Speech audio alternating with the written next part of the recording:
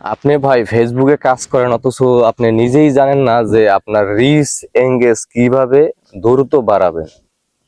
তাদের উদ্দেশ্যেই এই কথাগুলো, এই ভিডিওটি স্কিপ করে চলে যাবেন না, তাহলে বুঝতে পারবেন না। সো আশা করি ভিডিওটি সম্পূর্ণ দেখবেন, শুনবেন।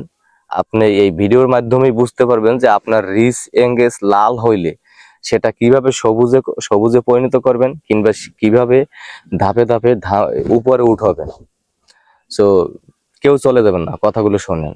আমি আপনাকে এটাই সাজেস্ট করব, বোঝাবার চেষ্টা করতেছি, আমি নিজে প্রমাণ, যে আপনার যদি ড্যাশবোর্ড লাল হয়ে যায়, রিচ এঙ্গেজ কমে যায়, লাল হয়ে যায়, সেটা সবুজ কিভাবে করবেন, কিংবা এঙ্গেজ কিভাবে বাড়াবেন। এঙ্গেজ না থাকলে কিন্তু আপনার আইডি ভাইরাল হবে না, আপনার ভিডিওগুলো ভাইরাল হবে না, এটা সবাই জানে।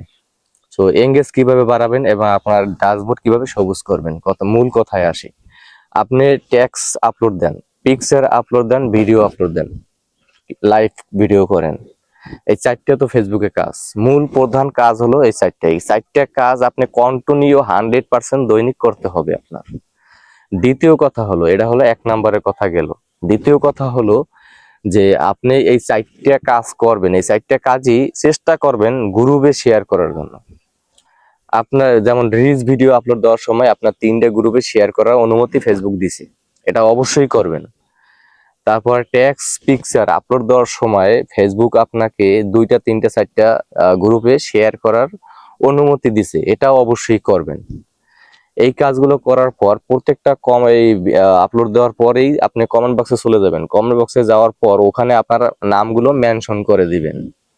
এই কাজগুলো করবেন প্রতিনিয়ত, দেখবেন যে আপনার ড্যাশবোর্ড অবশ্যই, আমি 100% গ্যারান্টি, সবুজ হয়ে যাবে এবং আপনার রিচ এঙ্গেজমেন্ট বাড়তে শুরু করবে। তো ভিডিওটি যারা শেষ পর্যন্ত দেখছেন, কথাগুলো শুনছেন, তাদের জন্য ধন্যবাদ। ভালো থাকবেন, সুস্থ থাকবেন, এই কামনাই করি সবার জন্য। যারা আমাকে ভালোবাসেন তাদের জন্য সবসময় আমার পক্ষ থেকে দোয়া থাকবে। আর একটু বেশি বেশি করে ভালোবাসা দেবেন, এটা আপনাদের কাছে আশা।